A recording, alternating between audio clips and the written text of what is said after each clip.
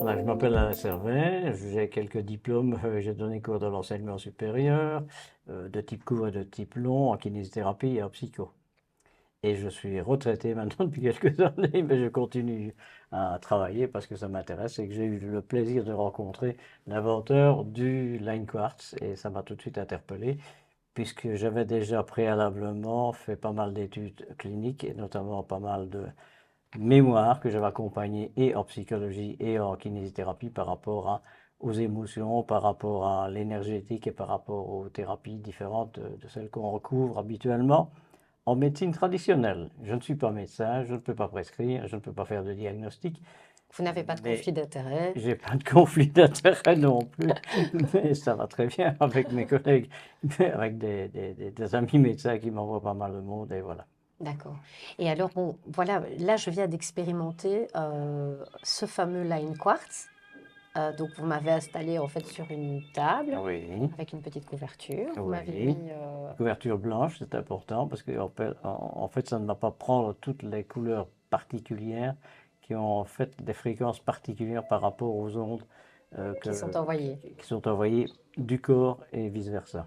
D'accord. Donc, en fait, il y a Donc une chaque chakra a communication. une couleur particulière parce qu'il y a une vibration particulière, donc une fréquence particulière. Donc on essaie d'avoir le plus de neutralité possible au niveau de l'envoi des fréquences. D'accord. Et le blanc, comme ça reflète la Voilà, lumière, voilà. il y a pas Voilà, de. tout à fait. Voilà, Et ça en dessous de n'absorbe. vous, vous avez un résonateur qui envoie des ondes scalaires que vous pourrez d'ailleurs voir sur les images que vous avez prises. C'est ça.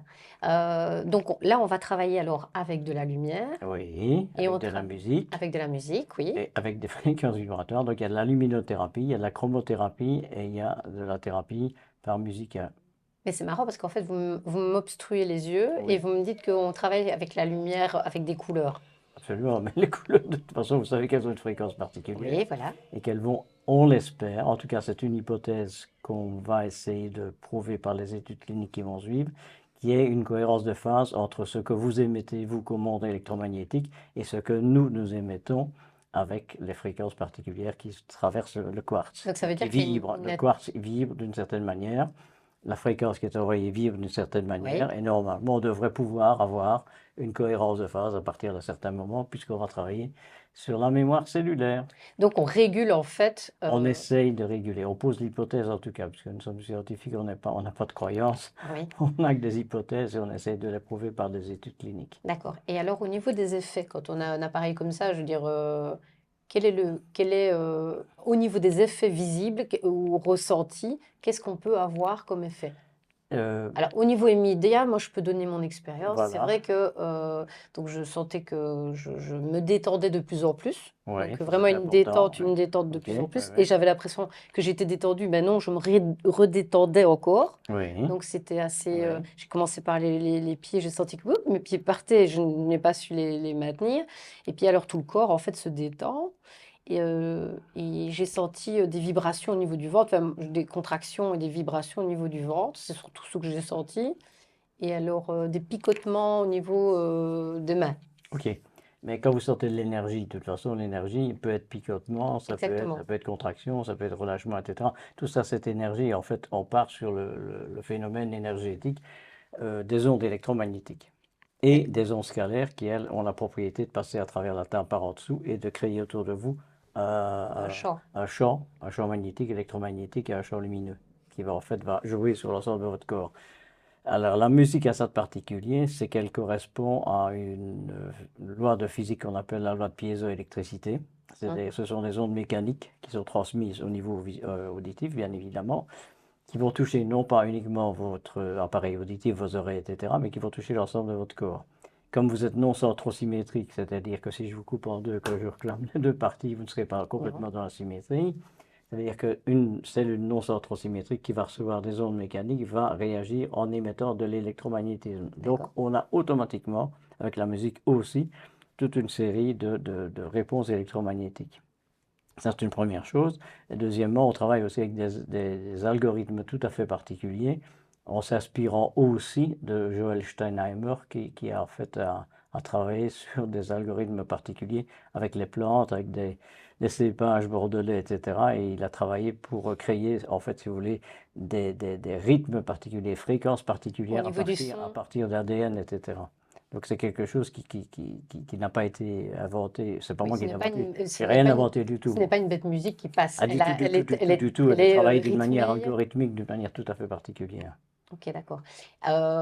Donc là, c'est pour les effets immédiats. Donc Oui, je me suis levée de la table et j'ai senti qu'effectivement, le je phénomène faisais de la maline. détente s'opérait. Voilà, je faisais la maline. Je me dis, ça va bien, tout va bien. Et Voilà. en fait, dès que je me suis Ben, ça assise, allait j'ai bien. senti. Oui, oui, oui. Mais j'avais l'impression d'avoir fumé la moquette ou bu un petit verre. J'ai jamais fumé de moquette. Mais en tout cas, d'avoir pris une substance illicite. Ah J'avais oui, cette sensation ok. comme si j'avais pris quelque chose qui me mettait dans un état, comment, Second, second. un état modifié de conscience. Voilà, Comme d'accord. quand on est un petit peu en hypnose, etc. Les états hypnotiques, de toute façon, vous en avez à peu près 8, 9, 10 par jour. C'est Mhm. des états tout à fait normaux. Mais ici, en l'occurrence, on les On les fabrique. provoque. Et chaque séance de Line Quartz est bien évidemment avec un objectif particulier. Le premier, c'est un travail sur la mémoire cellulaire. Le deuxième, c'est plutôt un travail sur l'émotion. Le troisième, c'est plutôt sur le physique, le métabolisme, etc. Donc elles ont chacune leur particularité. On travaille sur la vigilance, sur la concentration, sur l'éveil, sur l'ancrage. Chaque fois des thèmes Ce différents. sont chaque fois des thèmes différents, mais on propose aux personnes qui viennent pour des douleurs, pour des phénomènes de dépression saisonnière, pour des phénomènes de mal-être, etc. On leur propose de toute manière le protocole complet 1, 2, 3, 4. Et après, si eux ont envie de continuer, ou s'ils en ont le besoin, ou s'ils se ressortent vraiment l'utilité, on peut alors à ce moment-là spécifier telle ou telle séquence. Alors, la séance, par exemple, ici, donc moi, je la reçois. L'éveil, oui. Oui, donc moi, je me suis réveillée, effectivement. Il a fallu un certain temps avant que je récupère un peu. J'avais un peu l'impression de marcher sur des œufs. Vous m'avez demandé, en fait, d'enlever ma montre. Oui. Oui. Pour quelle raison? Parce que dans votre monde, normalement, vous avez aussi du quartz. Mhm. Et le quartz pourrait rentrer en collaboration ou en confrontation avec les fréquences qui sont au travers du quartz de l'appareillage. Donc, c'est dans l'appareillage qu'il y a du En fait, quartz. dans chaque lampe, si vous Oui, voulez, vous avez fatalement un LED, ok, qui oui. va donner une information sur Une lentille une ou. lentille tout à fait colorée, mais d'une manière tout à fait spécifique aussi, qui va pas travailler, qui va passer à travers un quartz. Et ce quartz est vibratoire. D'accord. Et cette vibration, on espère, on pose l'hypothèse, et là il faut qu'on le vérifie, devrait pouvoir entrer notamment aussi en collaboration et en fréquence vibratoire avec votre quartz à l'intérieur, puisque c'est de la silice, ok? Et vous Alors, avez de la ce qu'on. silice organique, vous en avez moi Oui, aussi, tout à à peu fait. près en 7 et 8 grammes à peu près. Oui. Et là, vous avez de la silice pure qu'on fait tailler aux États-Unis au micron près. Pourquoi? Pour avoir les pentes et les angulations complètes des pyramides de Khéops et de Gizeh. D'accord. Donc, oui, il n'y a pas de hasard. Même Il y les a aucun mesures sont hasard en parce que fait. la personne qui a inventé ça, je vous l'ai dit tout à l'heure, en fait, a réussi à trouver ça après avoir fait un AVC et réussi à mettre ça sur papier et réussi à faire mettre ça en réalité, je vais dire, matérielle après avoir consulté les autres, ses collaborateurs de chez Matra. Alors, ça me fait un peu penser à Tesla qui recevait les informations via son sommeil et notre Ouais. cher ami Da Vinci Oui, qui faisait un peu la même chose. Bah oui, mais bon, il faut quand oui. même. Donc, c'est pas nouveau qu'on reçoit certaines informations comme ça. Ben, je me rappelle que il y a quelques années d'ici, ma mère me disait toujours la nuit porte conseil. Exactement. Hein. Donc, fatalement, vous savez comme moi qu'à un certain moment, quand vous êtes dans un état modifié de conscience et pendant le sommeil, les phases sophroliminales, les phases sommeil profond, etc., étant différentes, mais vous pouvez avoir des informations. Et ce qui est intéressant aussi, c'est que quand vous rêvez, vous avez l'impression d'avoir vu quelqu'un. Oui. Et quand la personne vous dit c'était bien moi, tu as vu mon visage, vous dites non, je n'ai pas vu ton visage, Mais on a mais Oui. c'était toi. Oui. Alors comment est-ce qu'on peut dire que c'était toi? Oui. Donc c'est qu'il y a une information différente qui surgit à ce niveau-là. C'est ça. On n'a pas encore toutes les explications, mais quand on reprend toutes les études sur les EMI, les Near Death Experience, etc., on s'aperçoit qu'il y a pas mal de choses dans ces expériences extrasensorielles. Donc là, on est basé justement sur ces EMI. Donc, on parle d'état modifié de Oui, conscience oui. pour pouvoir rectifier certaines choses. On essaie de faire en sorte que la fréquence vibratoire qui était saine pour la plupart du temps, au Mhm. départ, retrouve, si vous voulez, Son sa équilibre. compétence de fréquence vibratoire correcte pour pouvoir ramener le corps, ramener l'ensemble de l'individu dans une séquence de bien-être, dans une séquence oui, de diminution en tout cas de certaines douleurs, ça c'est sûr, on a des résultats cliniques, Mhm. ça a été approuvé. Donc on a pas mal de résultats sur les dépressions aussi, les gens se sentent beaucoup mieux par après, et ça dure la plupart du temps bien après un mois.